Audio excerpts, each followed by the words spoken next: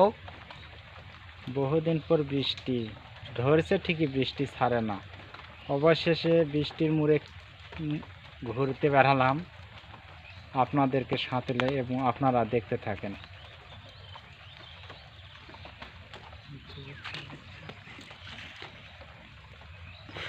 আবার ঘুরে লেছিলাম।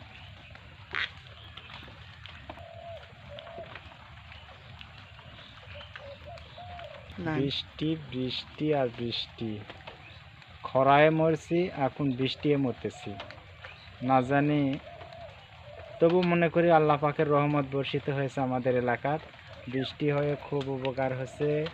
সবচেয়ে আমাদের কৃষকের উপকার হয়েছে, আমাদের ধানের উপকার হয়েছে, আমাদের যে কোনো ফসলের উপকার হয়েছে, শুধু হয়নি ফুল খাতগুলার।